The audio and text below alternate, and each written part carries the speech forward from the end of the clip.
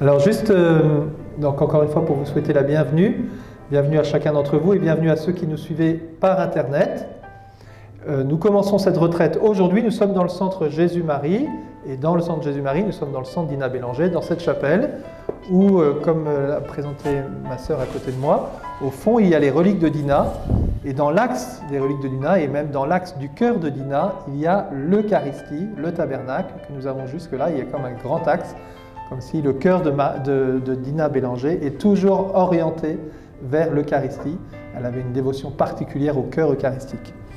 Alors avec Dina, nous commençons notre temps de carême et nous avons voulu ce temps de carême avec les équipes pastorales, nous avons voulu nous rassembler pour vivre ce temps du carême avec des enseignements autour de la figure de Dina Bélanger et sur l'unité et sur la joie d'être ensemble. Travailler cette unité à différents niveaux, l'unité personnelle, l'unité de notre personne, l'unité dans nos communautés, l'unité dans l'Église. Développer tous ces thèmes pour voilà, notre situation. Nous avons plusieurs clochers, nous sommes sur plusieurs lieux de mission, nous avons des charismes différents et nous voulons, tout en vivant chacun nos charismes, rentrer dans cette unité les uns avec les autres, porter au cœur finalement peut-être, c'est pas mon charisme, mais je suis en unité avec toi et je travaille avec toi. Ce temps du carême, cette retraite fait suite à une rencontre qu'on a eue le 26 novembre avec les principaux responsables des différents groupes et des différents services sur aussi bien la paroisse Dina Bélanger que la paroisse Saint-Thomas d'Aquin. Et nous avions après eu avoir un temps de réflexion vers où nous voulions conduire la paroisse, quels étaient les axes forts de notre paroisse, de nos paroisses et de notre unité pastorale, avoir un temps plus de ressourcement. Et donc ce temps du carême est un deuxième temps pour tous, mais on l'a voulu l'élargir à tous les paroissiens, voilà, que tous nous puissions vivre cela. Donc certains comme aujourd'hui sont en présence. Il y aura 3 autres rendez-vous, le 8 mars, le 22 mars, pendant le groupe de prière à l'église Saint-Thomas d'Aquin à 19h30. Et puis le 1er avril, un samedi matin, qui clôturera la veille des rameaux, qui aura encore lieu ici, au centre Dina Bélanger. Donc avec ces 4 rendez-vous, se joignent 4 enseignements que vous avez par vidéo et que vous pouvez suivre. Mais il ne suffit pas juste d'entendre les vidéos. L'enjeu, c'est qu'on puisse se laisser interpeller ensemble, justement, de créer l'unité, peut-être par petite communauté, travailler ensemble ces enseignements et finalement qu'est-ce que ça me dit et où est-ce que ça me conduit. Et à travers ce que je vis, ça va peut-être aussi soutenir mon frère et nous mettre en mouvement. Voilà, donc je vous souhaite un très bon carême et je remercie beaucoup Louis Martin de venir nous donner ces enseignements-là. D'abord, il ne vient pas nous les donner puisqu'on vient chez lui. Bon matin tout le monde! J'espère que vous allez bien. Merci d'être là, d'avoir bravé le froid. Hein? Vous êtes des courageux, vraiment. Alors aujourd'hui, on entre dans cette période du carême et le thème, comme le disait Benoît, c'est la joie d'être ensemble. Il y a beaucoup de choses dans le titre. Hein? D'abord, le mot « joie », être ensemble. Hein? Il y a beaucoup, quand on s'attarde aux mots, il y a beaucoup de choses à réfléchir là-dedans. Et aujourd'hui, l'entretien, pour entrer dans la joie d'être ensemble, c'est vivre l'unité en moi. Alors, on va commencer par un petit geste, le geste du signe de la croix. Alors, au nom du Père, du Fils et du Saint-Esprit. Amen. Alors, c'est le signe de l'unité. Il n'y a pas de plus belle unité que le signe de la croix. D'abord, le Père. Hein? Le Père qui est le premier membre du corps. Hein? Dieu qui est la tête. Jésus, son Fils, qui descend dans notre humanité par Marie. Et l'Esprit Saint qui est notre force, hein? Les épaules. C'est quand même une partie très, très solide du corps humain. Donc, la force. Et ici, c'est qui? C'est moi. C'est moi. Donc, c'est un geste, encore là, qui est grand, qui est porteur d'une grande signification. D'ailleurs, Dina disait que lorsqu'on se signe de la croix, on entre dans le mystère de la Trinité. Dina disait « Je suis en la Trinité sainte ». Elle disait « La Trinité d'amour cherche des âmes pour se donner à elle avec ses trésors divins. » Alors, ce matin, Jésus est avec nous, puisque Jésus nous l'a dit que là où sont rassemblées 2 ou 3 personnes en son nom, il est présent.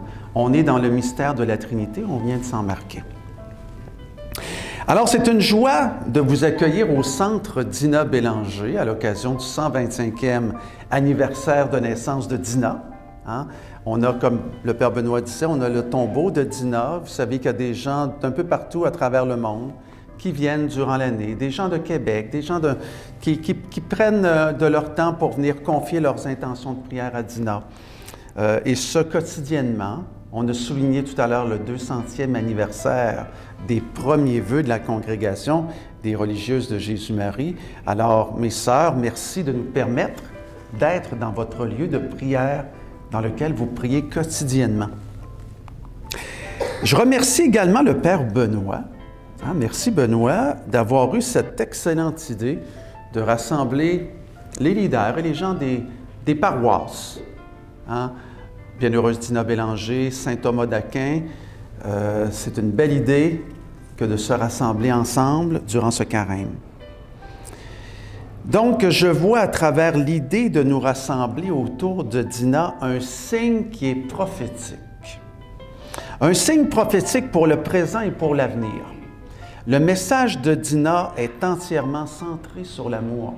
Vous savez, dans l'autobiographie de Dina, on retrouve à peu près 600 fois le mot « amour ». Donc, c'est le cœur de son autobiographie. C'est le cœur de son message. C'est bon de s'y plonger ensemble ce matin. Quand vous voyez, que vous soyez de la paroisse Bienheureuse Dina Bélanger, Saint Thomas d'Aquin ou d'ailleurs, nous sommes tous dans le cœur de Dieu. Et Dina, aujourd'hui, vous souhaite la bienvenue chez elle. Alors, gâtez-vous aujourd'hui, profitez-en à la fin pour aller faire une prière au tombeau. On dit que dans ces moments particuliers, il y a des grandes grâces. Alors, n'hésitez pas à lui demander. Elle qui nous a dit qu'elle mendierait de l'amour pour nous. Avant de mourir, elle a dit « Je serai une petite mendiante d'amour ». Et elle a dit « Et je commence dès maintenant ». Donc, elle n'était pas encore décédée. Elle commençait dès maintenant à prier à vos intentions pour que vous soyez remplis d'amour. Croire qu'il peut changer notre vie. Alors ce matin, Dina nous pose une question qui est très importante à chacun et chacune d'entre nous, au plus profond de notre cœur, individuellement. La grande question qu'elle nous pose, c'est « Veux-tu accueillir dans ta vie les trésors que Dieu a préparés pour toi? » On se rappelle que Jésus a dit « Je suis la résurrection et la vie. Celui et celle qui croit en moi vivra. Crois-tu à cela? » nous dit Jésus. Crois-tu que Jésus peut agir dans ta vie? Ça, c'est la question qu'on doit se poser ce matin. Je vous invite, durant l'entretien de ce matin, à garder en votre mémoire les mots, les paroles, les images, les émotions que vous allez vivre. C'est souvent là que Dieu vient se manifester. Mais souvent, dans le brouhaha du quotidien, on n'y porte pas attention, on est occupé, les responsabilités, les soucis, le travail, le métro, boulot, dodo. Mais ce matin, soyez attentifs à ce qui va se passer à l'intérieur de vous. C'est souvent Dieu qui vient cogner à votre porte. Je vous invite aussi à lâcher prise. C'est un mot qui est à la mode, ça, lâcher prise. À mettre la switch à off. À dire au hamster qui spinne dans votre cerveau, c'est assez, tu peux aller te reposer. Je vous invite à faire confiance et à seulement vivre le moment présent. Pensez pas à autre chose. On met la switch off, tout le monde, ensemble? Puis on note l'autre switch, le cerveau du cœur. Il y a une expression que j'aime beaucoup, c'est l'expression « une sainte quarantaine ». Avez-vous déjà entendu ça, cette expression-là?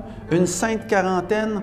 À une sainte quarantaine, à l'époque de Dina, là, ils vendaient sur le marché, on pouvait retrouver ça, un petit livret dans lequel on approfondissait le mystère de la mort et résurrection de Jésus durant tout le carême. Aujourd'hui, on retrouve ça un peu dans la vie liturgique, prions en Église. Mais à l'époque, on appelait ça la sainte quarantaine. Encore là, c'est intéressant. Deux mots que j'apprécie beaucoup. Sainte quarantaine. Sainte, ça veut dire heureux. Quand Jésus nous dit Heureux, bienheureux êtes-vous. Hein, ce sont toutes les béatitudes.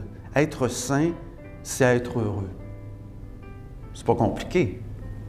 Donc, quand on dit une sainte quarantaine de bonheur, on entre dans une quarantaine de joie. Donc, nos phases de carême, là, on peut les mettre de côté. Donc, on entre dans un carême de joie. Pourquoi? Parce qu'évidemment, c'est la célébration de notre foi, Jésus qui est mort et qui est revenu à la vie pour chacun et chacune d'entre nous et qui nous redit aujourd'hui, « Je veux te donner la vie en abondance. Je veux que tu y goûtes à cette vie-là. Je veux que tu fasses l'expérience personnelle de mon amour dans ta vie. » Jésus nous explique ce que veut dire être saint dans les béatitudes. Heureux les pauvres de cœur, car le royaume des cieux est à eux. Comme je vous disais, le mot heureux pour Jésus est très signifiant, puis il signifie être saint. Donc, on entre dans cette quarantaine de joie. Le pape François nous dit que le carême, c'est un temps propice de renouveau personnel et communautaire.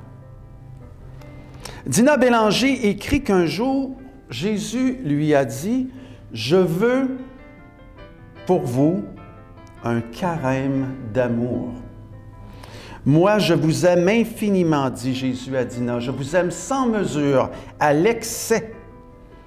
Mon désir est de vous rendre heureux. Or, le bonheur est dans mon amour, dit Jésus à Dina. Vous rencontrerez sur votre route la croix, des épines plus ou moins aiguës.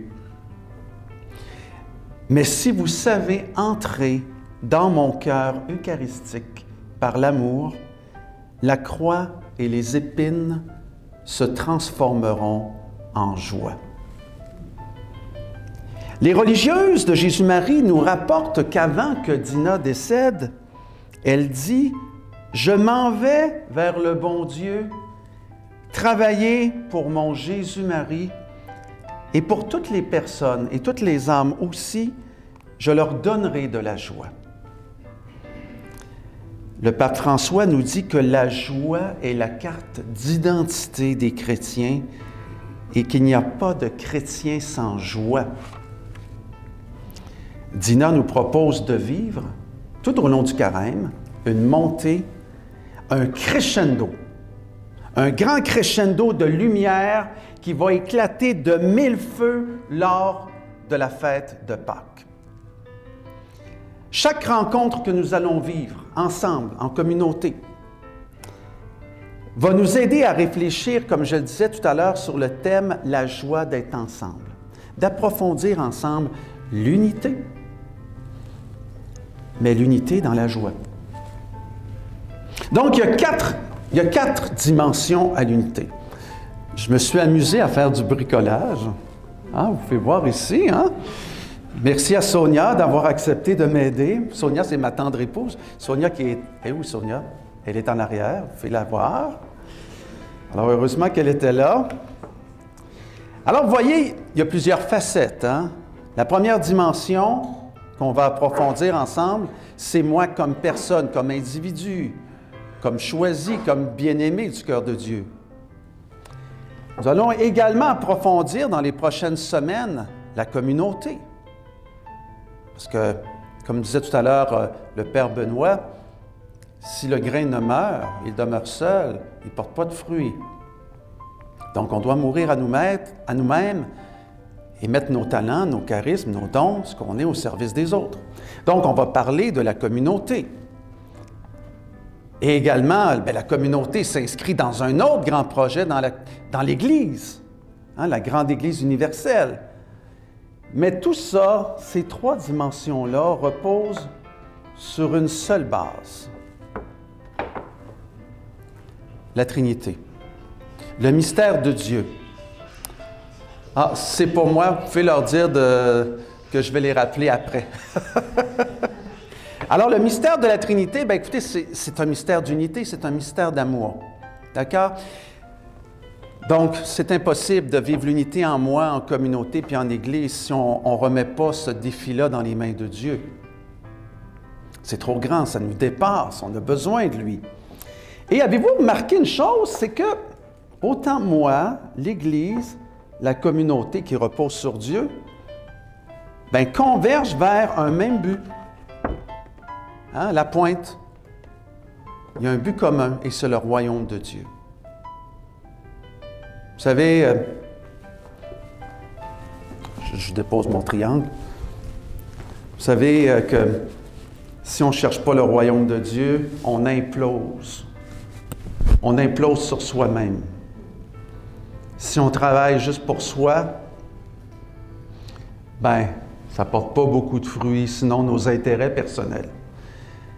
Alors, c'est important de travailler ensemble, en groupe, en famille, en communauté, vers un même but. Sinon, seul, on ne passera pas au travers.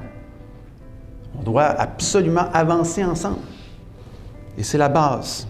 Vous savez, il y a eu plein d'églises qui ont été construites à travers les siècles, à travers les millénaires, à travers le monde.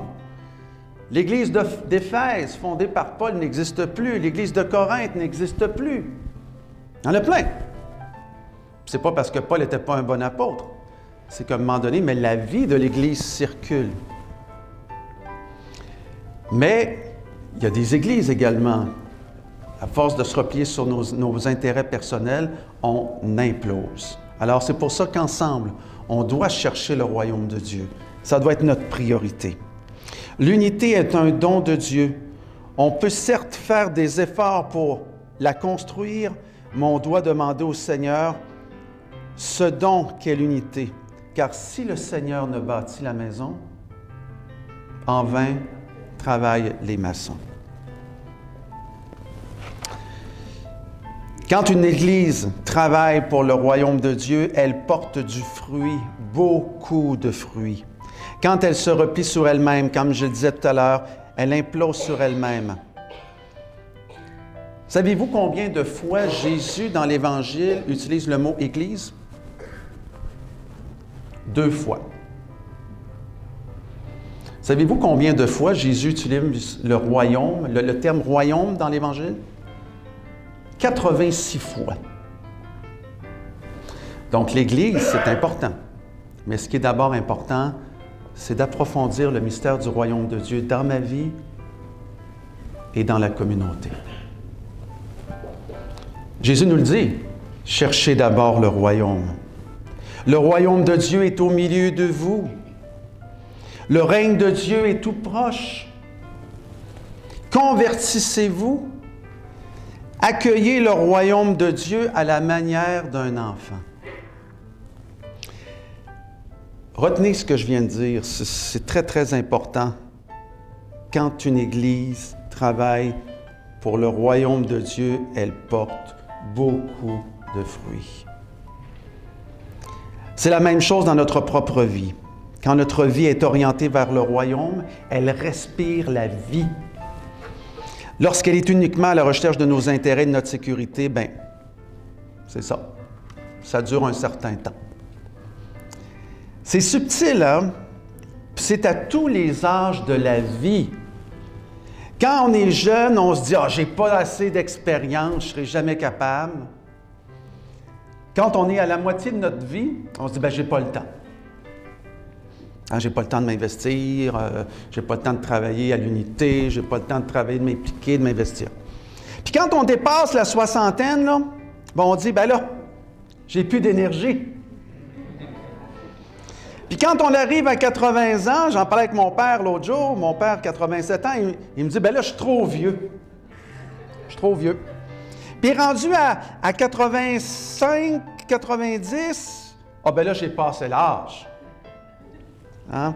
Donc, avez-vous remarqué, c'est toujours la même cassette.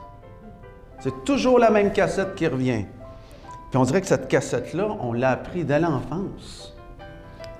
En passant, pour les jeunes, une cassette, là, c'est une pièce de plastique. Il y avait 2 trous dedans avec une bande passante. Aujourd'hui, on appelle ça des MP3, puis je pense que je ne suis même plus à la mode quand je dis MP3. Hein? C'est des fichiers wave, puis enfin. Alors, pendant qu'on se pose ces questions-là, puis qu'on essaie de se croire, hein, puis on essaie de se convaincre, bien, Jésus, lui, est à la porte de notre cœur. Puis il frappe. Et comme dit Jésus à Dina, pendant ce temps, moi, je passe. Je passe. Il faut que je vous raconte quelque chose. Il y a quelques années, ma fille Marie-Catherine était étudiante à Jésus-Marie, puis à un moment donné, c'est une fille qui a un beau talent musical, elle chante bien, puis à un moment, elle reçoit un appel pour participer à, ça s'appelait comment? Mixmania, hein?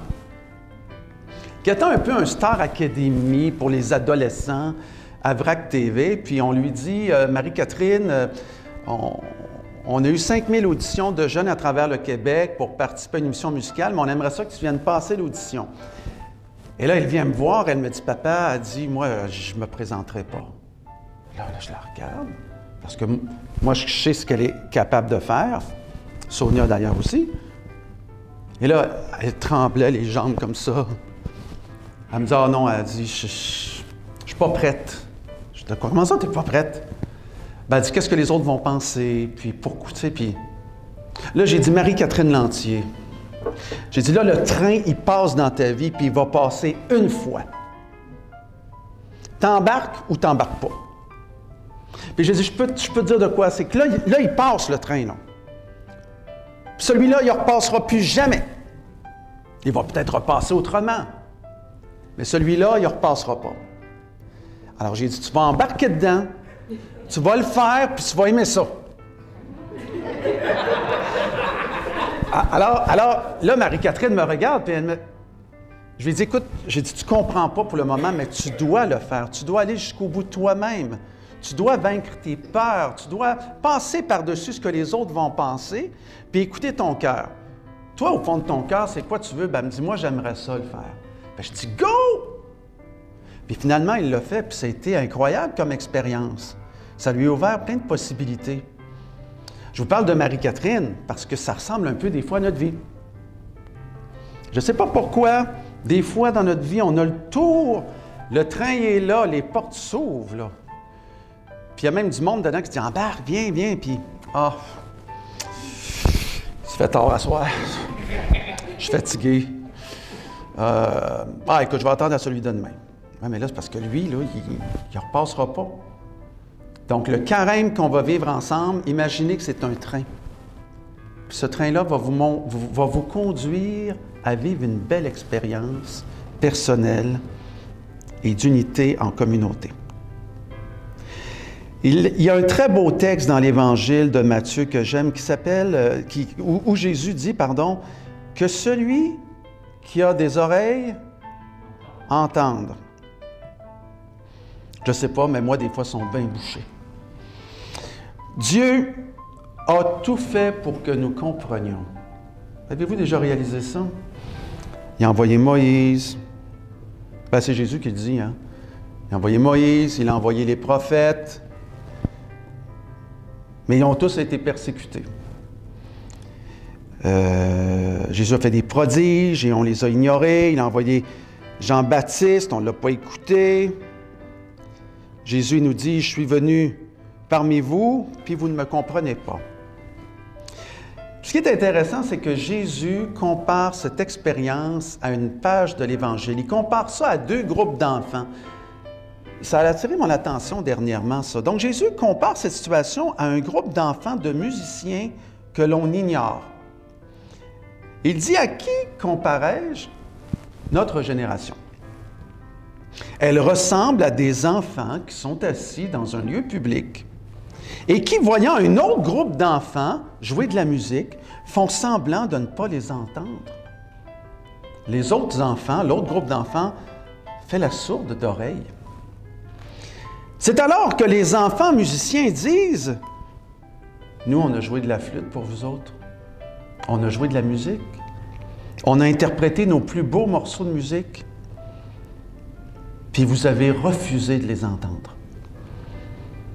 Vous ne vous êtes même pas retourné quand on jouait pour vous. Vous n'avez pas dansé. Vous nous avez complètement ignorés. » Alors, ce que je vous disais tout à l'heure, Dieu veut changer notre cœur de pierre en cœur de chair. Il veut agir dans notre vie. Il veut que nous nous retournions. Il veut qu'on le regarde, qu'on l'écoute, qu'on entre dans sa musique et dans sa danse. Il y a d'ailleurs un très bel hymne dans le Bréviaire, j'en parlais hier à Jean, qu'on appelle « Le Seigneur de la danse ». Je vous invite à lire ce texte-là. C'est Jésus qui dit « Je suis venu dans notre monde, j'ai fait de la musique, j'ai interpellé plein de gens, vous ne m'avez pas reconnu, je suis le Seigneur de la danse. Allez-vous embarquer dans ma danse, oui ou non? » Il y a une autre expression que j'aime beaucoup dans les Épîtres de Saint Paul, c'est l'expression « péripatéo », à ne pas confondre avec « paripaté ».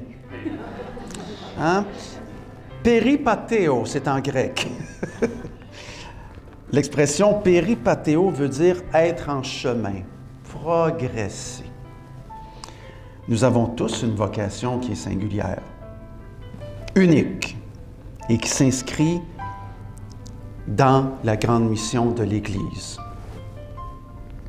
L'apôtre Paul nous invite à faire route et à ne pas oublier d'agir avec humilité, douceur et patience, d'agir avec doigté et délicatesse. Il nous dit de nous supporter les uns les autres avec amour, d'avoir à cœur de garder l'unité dans l'esprit par le lien de la paix.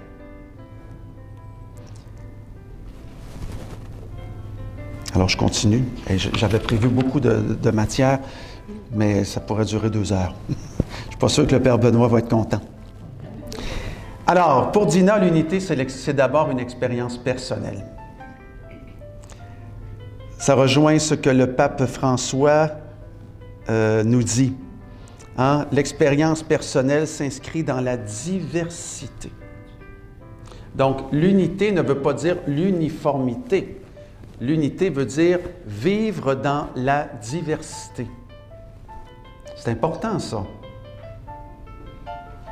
Selon chaque endroit, chaque Église, il y a des charismes, des dons qui sont différents. Il y a des appels même qui sont différents. Et comme leader d'une communauté, bien, on doit se mettre à l'écoute de chaque particularité, de chaque personne et de chaque communauté. Saint Clément d'Alexandrie, j'aime beaucoup Saint Clément d'Alexandrie, dit que c'est l'Esprit Saint qui, par sa présence et son action, réunit dans l'unité les personnes qui sont distinctes les unes des autres et séparées.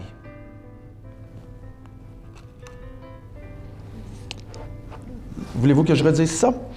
Alors, Saint Clément d'Alexandrie dit « Par sa présence et son action, c'est l'Esprit Saint qui réunit dans l'unité les personnes qui sont distinctes les unes des autres et séparées. » C'est incroyable, hein? On vient tous de milieux, d'endroits, de familles, de contextes différents et Dieu nous rassemble dans une même communauté. Ça veut dire qu'il y a un projet. Il y a un projet pour notre communauté. On a tous des habiletés, des dons qui sont différents les uns des autres. Et quand on refuse de les mettre à profit, bien, on prive l'Église, on prive la communauté de grandes richesses. Alors, je poursuis. Je veux vous partager maintenant une rencontre inoubliable que j'ai faite lorsque j'étais plus jeune. Alors, je vous partage ça. Et c'est la première fois que j'en parle publiquement. Alors, j'ai grandi, moi, dans un quartier tough de la rive sud de Montréal. Heureusement, ma mère était une femme de foi, puis elle m'a beaucoup influencé. À l'âge de 16 ans, j'ai laissé l'école. J'étais un décrocheur scolaire. Je me rappellerai toujours, il y avait un psychologue dans notre école qui nous avait fait passer un test de QI en classe, sans nous en parler. Et je me rappellerai toujours, j'étais adolescent, puis je voyais bien qu'il y avait quelque chose qui ne marchait pas là-dedans. J'avais rempli ça là, sur le coin de la table, vite, puis je m'étais dit, calme. C'est pas grave, là, ça compte pas. Et il avait convoqué ma mère avec lui et il avait dit à ma mère, « Madame Lantier, votre fils ne sera pas capable de terminer son secondaire 5. Je suis désolé. » Alors imaginez-vous, moi comme jeune, comment j'avais enregistré ça. C'était blessant. Et effectivement, à 16 ans, j'avais arrêté l'école. À l'âge de 18 ans, j'ai vécu une expérience qui a bouleversé ma vie. Le 31 mars 1991, un dimanche de Pâques, j'ai fait l'expérience de cette rencontre aimante de Dieu qui est venue parler à mon cœur. Une petite phrase toute simple, mais qui a changé toute ma vie. Voulez-vous savoir c'était quoi? Tu porteras ma parole. Tu porteras ma parole. Ce que j'ai vécu ce jour-là est indescriptible. Ce jour-là, j'ai su que toute ma vie désormais se fondrait sur ces mots que j'avais reçus du Seigneur. Soyez pas inquiets, là, je n'ai pas entendu d'autres voix après ça. Mais comment cela allait-il se réaliser? Je ne le savais pas. Alors, j'ai commencé à découvrir en quelque sorte ma mission ce jour-là. Porter la parole, mais ça ne s'est pas fait du jour au lendemain, comme je le disais. Pour être honnête, ça m'a pris depuis toutes ces années et je ne suis pas encore sûr de tout comprendre. J'essaie juste d'écouter et de laisser le Seigneur me guider. Quand j'ai reçu cette parole, c'est accompagné d'un grand amour qui me suivit pendant des jours et des semaines. Donc, au cours des 32 dernières années, j'ai essayé de faire de mon mieux pour répondre à ce que j'ai ressenti ce jour-là. J'ai travaillé dans le monde des médias, toujours les médias catholiques, parce que je me disais, la parole. Après ça, l'enseignement. Je me suis dit, l'enseignement, c'est ça, c'est la parole. Après ça, comme aumônier militaire laïque, auprès des militaires et de leurs conjoints, conjointes. Et maintenant, comme directeur du Centre Dina Bélanger. Alors, j'ai vécu comme vous mon lot de défis, de deuil, de difficultés, de désert. Mais je n'ai jamais oublié ce 31 mars 1991. Et dans mes moments de doute, je me rappelle ce que j'ai vécu. Alors, cette journée-là, j'ai senti une unité en moi. J'ai entrevu en quelque sorte ma mission. Depuis, j'essaie de me laisser guider. Écoutez, je me suis inscrit en théologie. Tout le monde riait de moi dans la famille et de mes amis. Ils disaient, « Qu'est-ce que tu vas faire avec un cours de théologie? C'est pas ça qui va faire vivre ta famille! » Ça me faisait rire. Pour porter la parole, je devais approfondir ma foi. Je sentais que c'était ma voie, ma mission. J'ai décidé d'être fidèle à l'expérience que j'ai vécue. J'ai eu des doutes, j'ai eu des remises en question, mais comme je vous le disais, je n'ai jamais oublié ce que j'ai ressenti. Jamais. Et je n'ai jamais revécu quelque chose de tel. Alors, plusieurs parmi vous ont vécu une expérience similaire, j'en suis convaincu. Une rencontre, dans un moment de prière, un rêve, dans une célébration, avec des amis. Des fois, en prenant une marche à l'extérieur, un sentiment de grâce qui nous envahit, un sentiment de bien-être. On se sent tout simplement bien. C'est la grâce de Dieu. Dina explique dans son autobiographie que d'entrer dans l'unité du ministère de la Trinité ne peut se faire uniquement par l'intelligence. Dina dit, elle explique qu'on a besoin d'une lumière éternelle au plus profond de nous. Alors je reprends. Elle dit qu'on a besoin d'une lumière éternelle au plus profond de nous. Dina explique qu'il s'agit d'une expérience immatérielle et que les sens ne peuvent la saisir dans toute son amplitude et en saisir toute la grandeur. Dina explique que c'est de l'ordre de l'inconnu, de l'insaisissable, du limpide. Dina nous dit que la Trinité veut verser à profusion ses grâces en notre âme, mais que notre âme est trop limitée pour les recevoir. Donc, hey, c'est fort, là. Vous allez me dire, hey, lui, il faut ce qu'il s'en va avec ses skis dans le bain un matin. À titre d'exemple, là, je vais résumer ce que Dina essaie de dire. C'est comme si elle essayait de dire, ton cœur, c'est un verre d'eau, puis Dieu, c'est les chutes Montmorency. Alors, lui, là, son amour infini, ben, il veut le verser dans ton verre d'eau. Mais ton verre d'eau, il n'est pas capable. Il est trop petit. Et elle écrit ceci. Elle dit, Jésus seul, l'immensité, et tenez-vous bien, là, peut se substituer aux limites de notre cœur et nous permettre d'accueillir les grâces infinies de Dieu. Voulez-vous que je le redise? Oui. OK. Dina écrit que seul Jésus, l'immensité, peut se substituer aux limites de notre cœur et nous permettre d'accueillir les grâces infinies de Dieu.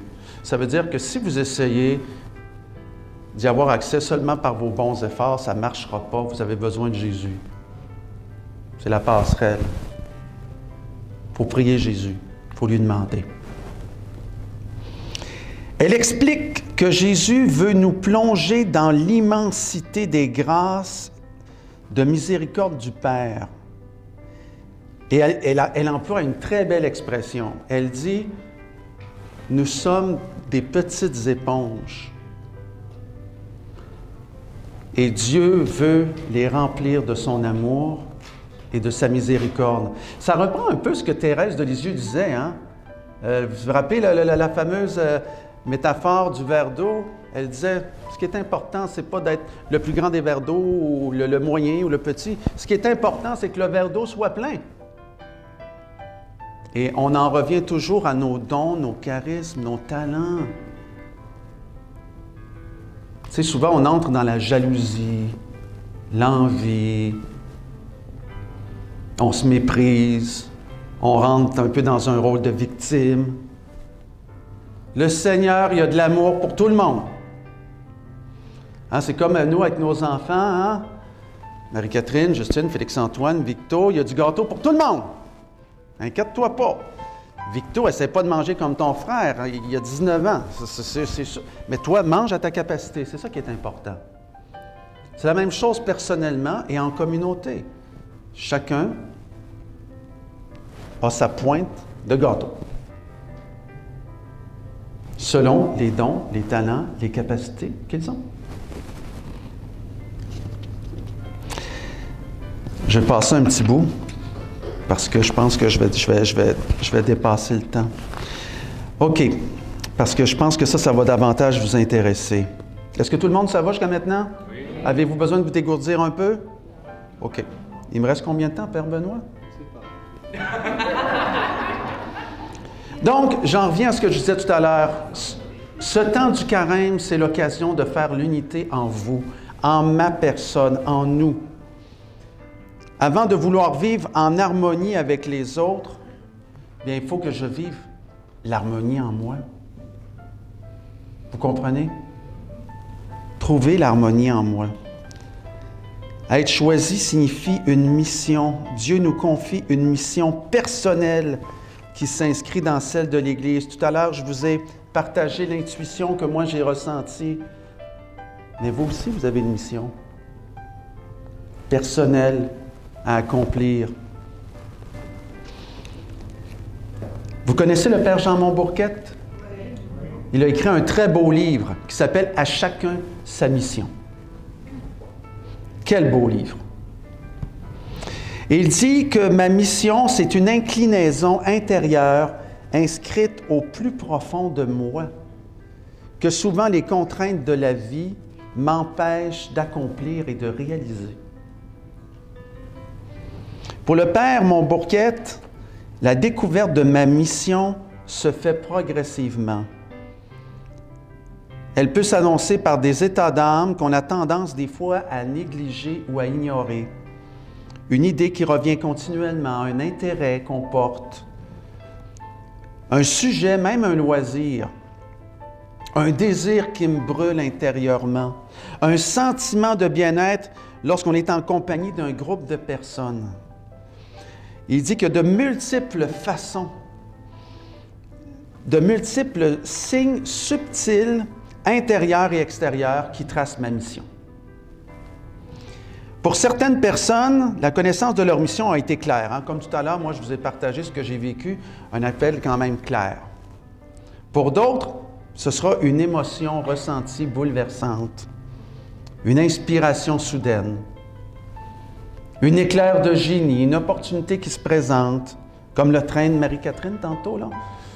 Tu sautes dedans, tu vas le faire, puis tu vas aimer ça. Une rencontre imprévue, une situation sociale. Donc, l'unité en moi se réalise lorsque je prends conscience que Dieu a une mission personnelle pour moi.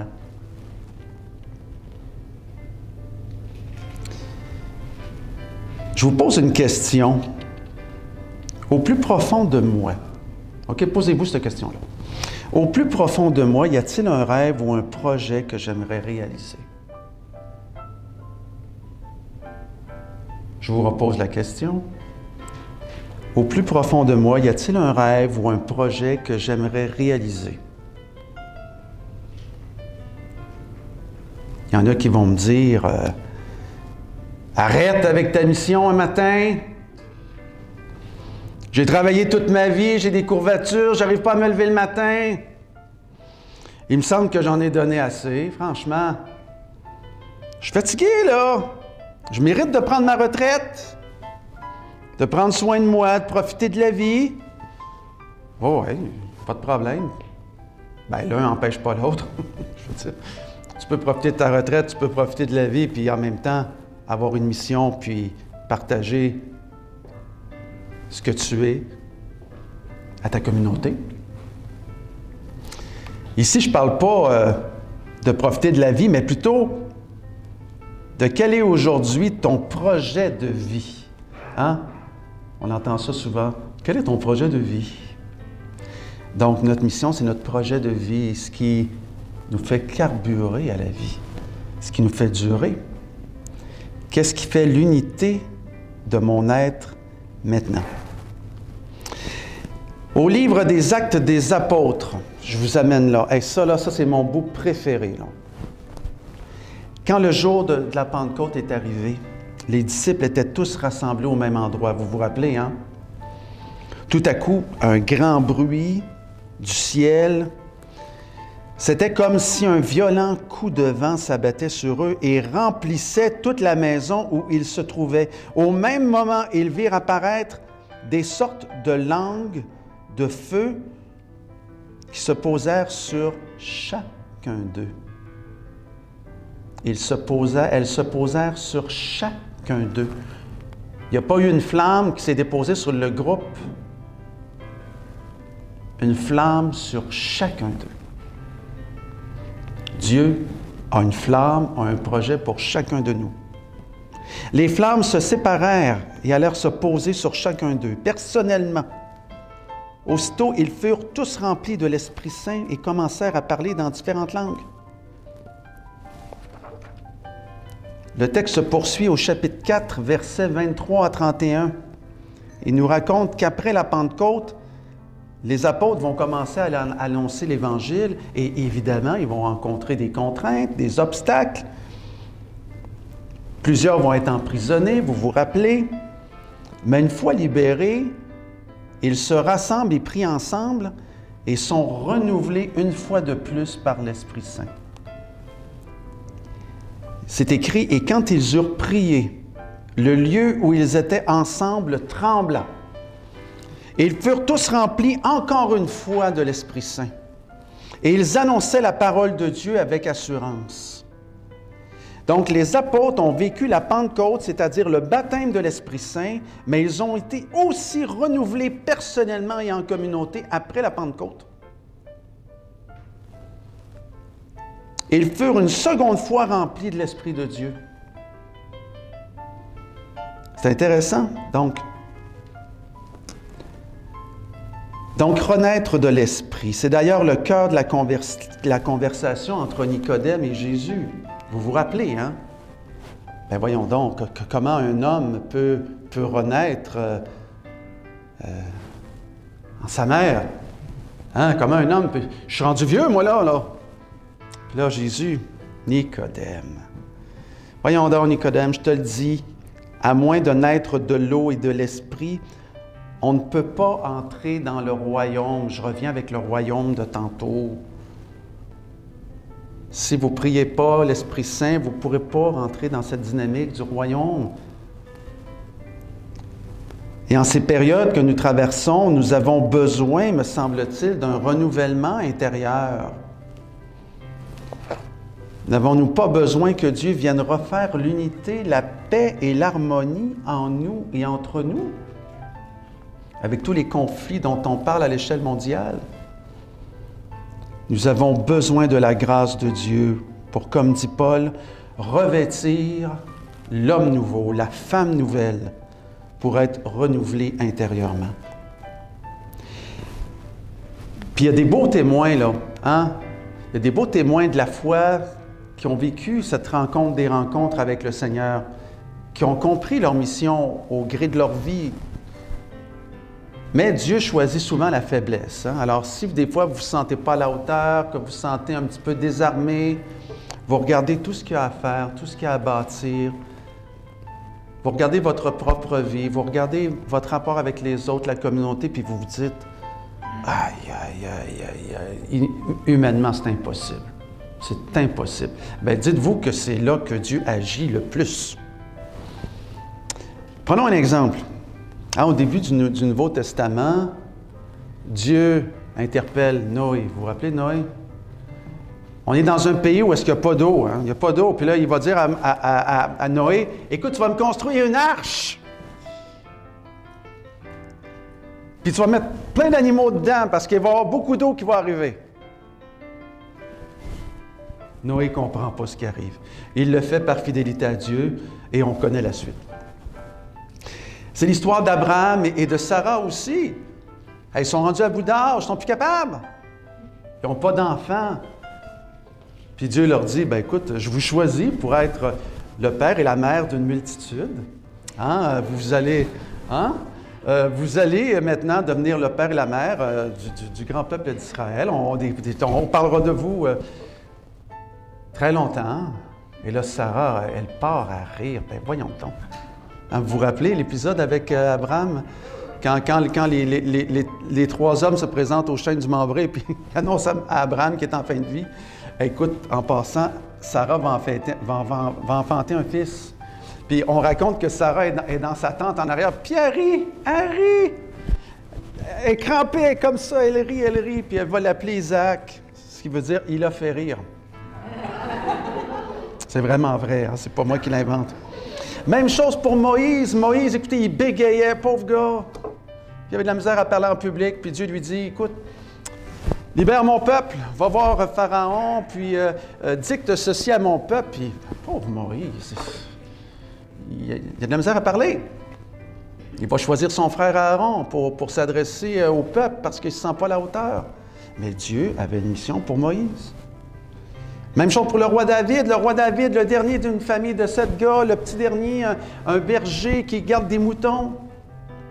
Le dernier des derniers, la tribu de Jessé, qui est la plus retirée, à Bethléem en plus. Puis, c'est lui qui a choisi pour devenir le plus grand roi de l'histoire d'Israël. Et je pourrais continuer comme ça. Le prophète Élie, celui qui a fait descendre le feu sur la terre, celui qui a ressuscité des morts. Il fait une grande dépression nerveuse. quand la reine Jézabel se met à le poursuivre, et la reine Jézabel, à un moment donné, elle le poursuivait, puis lui avait peur pour sa sécurité, il était complètement isolé. Il va aller se réfugier, vous vous rappelez, proche d'une grotte. Et là, il est vraiment piteux, puis ça va pas bien. Il se burn out, le gars, il est brûlé. Puis à un moment donné, bien, Dieu va se manifester à travers la brise légère. L'histoire de Jonas, la même affaire. Et le prophète Osée, moi, c'est mon préféré. Lui, là, il est vraiment spécial. Dieu choisit pour être un prophète, il marie une femme, ça va bien. Il apprend que son épouse a des amants. Ça va pas bien, là. C'est un prophète, supposé être un modèle devant tout le monde. Et à un moment donné, il veut la répudier. Il dit, bien, voyons, c'est une prostituée. Et Dieu va révéler au cœur d'Osée, regarde pas la vie avec tes lunettes d'humain. Regarde mon plan que j'ai pour toi. C'est exactement ce que le peuple d'Israël vit avec moi. Il se tourne vers des idoles, il adore d'autres divinités, il se prostitue. Et Osée va écrire un livre incroyable sur cette histoire. Alors, les plans de Dieu sont souvent pas les nôtres. Ça aussi, on doit en prendre conscience. Ça se peut que le Seigneur, le plan qu'il a pour notre communauté chrétienne, ça ne soit pas celui que nous, on a. Ça se peut aussi que son projet d'unité est bien plus grand que vous pensez. 3 minutes, merci. Donc, ah oui, ben j'achève, ça va bien. Dina a trouvé sa mission, d'accord? Dina écrit qu'alors qu'elle avait 21 ans, Jésus lui révèle qu'elle a une mission à remplir. Mais quelle est cette mission? Elle ne le sait pas. Ça va prendre plusieurs années avant qu'elle le découvre. Dina dit que pour comprendre le sens de sa mission, elle a dû beaucoup prier. Elle écrit « Ça m'a pris un certain temps, je le dis dans mes mots, ça m'a pris un certain temps de le découvrir. Je compris que le salut d'un grand nombre d'âmes y était rattaché. Elle réalise que Dieu se manifeste dans les petites choses du quotidien. Elle explique que les grâces journalières se multiplient à chaque seconde et nous préparent à accomplir notre mission. Relisez votre vie. Hein, tantôt, je vous disais, laissez remonter en vous des images, des souvenirs, des situations. Vous allez probablement même faire un fil conducteur de votre vie, de votre mission.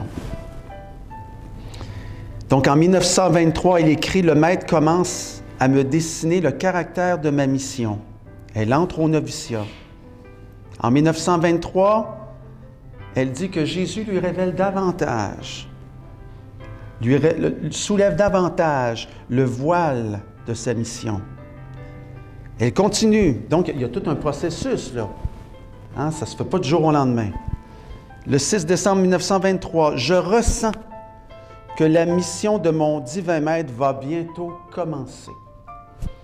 Je lui renouvelle mon abandon en répétant « Mon Jésus, avec le secours de ta grâce, je te permets de te laisser faire tout ce que tu veux en moi. »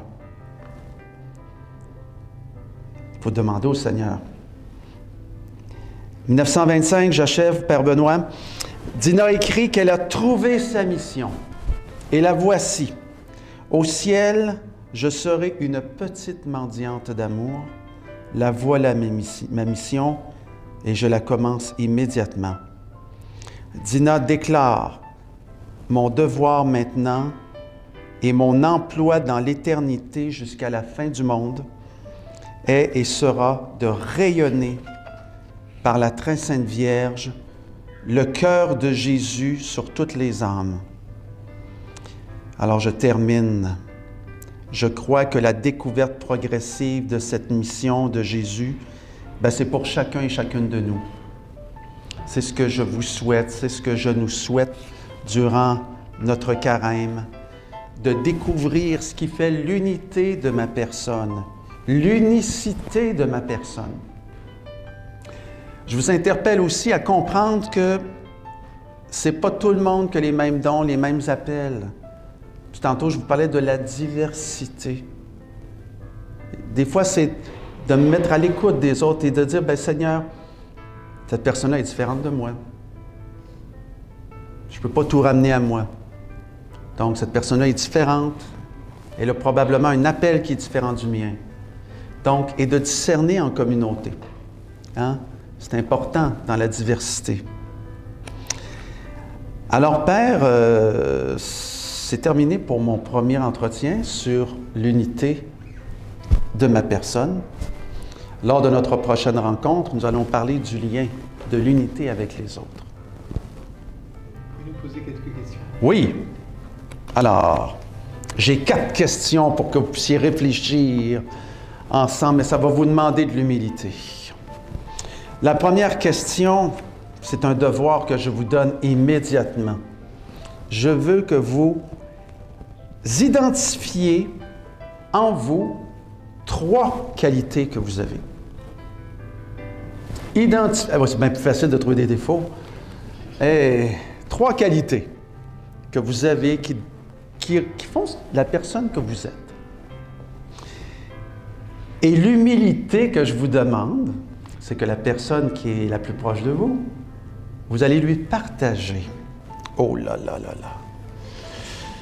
Et l'autre personne va vous partager aussi les 3 qualités qu'elle pense avoir.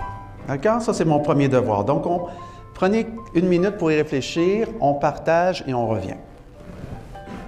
Deuxième question. Quel est le personnage ou le passage de la Bible qui me rejoint le plus aujourd'hui et pourquoi? Donc, je répète. Quel est le personnage ou le passage de la Bible qui me rejoint le plus aujourd'hui et pourquoi? Admettons que vous dites, moi, ce que j'aime, j'aime beaucoup Saint Jean. OK, bon, mais pourquoi tu aimes Saint Jean? D'accord? Alors, on repart un petit 3 minutes. On fait ça maintenant. La deuxième était pour vous donner un petit répit quand même. Celle-là est plus difficile. Parce que ça va vous permettre de découvrir quelle est l'unité de votre vie et votre mission. Quel est le fil conducteur de ma vie? Un mot ou une phrase? Un mot ou une phrase? L'autre jour, j'ai parlé à une religieuse, j'ai dit, c'est quoi, vous, le fil conducteur? Elle me dit, la confiance. Je n'avais pas besoin d'en savoir plus. Donc, quel est le fil conducteur de ma vie? Un mot, une phrase? Je vous laisse réfléchir à ça. On termine avec la meilleure des questions. Oh là là là là! Préparez-vous. Elle, c'est du costaud. Bon. Vous allez faire préparer le dîner, là? Non, il n'y en a pas qui sont distraits, là? Ça va? Dernière question. Quoi qu'aujourd'hui, on peut partir ça à distance avec les nouvelles technologies. Maintenant, ils vendent des cuisinières à distance. Vous n'avez pas ça, vous, Wi-Fi? Et s'il fallait que je commence ça. OK. Alors, dernière question sérieuse. Suis-je aujourd'hui en mesure d'identifier quelle est ma mission? Soyez honnête. Si oui, c'est oui. Si c'est non, c'est non. Pas grave. Mais je vais être un petit peu plus précis. C'est ce qui fait l'unité de ma personne. Donc, suis-je aujourd'hui en mesure d'identifier quelle est ma mission? Parce que là, vous avez parlé du fil conducteur de votre vie. Vous vous rappelez? Donc, à quelque part, il y a une unité en vous. La mission, ça n'arrive pas de nulle part. Ça arrive de qui vous êtes comme personne. Donc, est-ce que vous êtes capable d'identifier votre mission? Sinon, est-ce que j'ai des intuitions, des signes intérieurs qui peuvent m'aider à me dire, bien, ça se peut que ça soit ça. Ça se peut que ça soit ça. C'est-tu clair ma question? C'est large, hein, puis c'est volontaire. On appelle ça des grandes questions vertes. Donc, je vous laisse discuter là-dessus quelques minutes. Oui, cette question-là est plus longue, hein, je m'en confesse. Mais ce qui est intéressant, c'est que vous allez pouvoir continuer de l'approfondir. Vous savez, ce n'est qu'un début, comme dit la chanson, hein? C'est pas fini. Hein, on fait juste commencer, c'est le carême, là, on entre dans un processus là, de réflexion. Et c'est bon parce que si on ne prend pas le temps de le faire ensemble, où on va avoir l'occasion de réfléchir à ces questions fondamentales de notre être. Alors, je vous remercie beaucoup de votre attention et je laisse la parole au Père Benoît. Merci Louis-Martin. Je veux vraiment le remercier en votre nom, vous le faites déjà, mais remercier vraiment pour cet enseignement et ces questions qui concrétisent cette question de l'unité. Je voudrais vous donner rendez-vous le 8 mars, le mercredi 8 mars à 19h30 dans la salle communautaire au sous-sol de l'église Saint-Thomas d'Aquin, la salle communautaire Benoît Morin, pour poursuivre cette retraite. Bien sûr, ceux qui nous voient en ligne sont toujours les bienvenus pour le vivre en présentiel. Si le mercredi soir, l'horaire vous convient, eh bien, vous êtes vraiment les bienvenus pour qu'on puisse continuer à vivre cette retraite ensemble. Et d'ailleurs, je trouve qu'il y a une vraie grâce à écouter sur place, sans distraction. On n'est pas en train de faire la cuisine en écoutant un enseignement. Donc, si vous pouvez vivre sur place, ce sera super. Et donc, petit à petit, on continue ce processus et ce chemin. À très bientôt et merci Louis-Martin. On se revoit le 8 mars.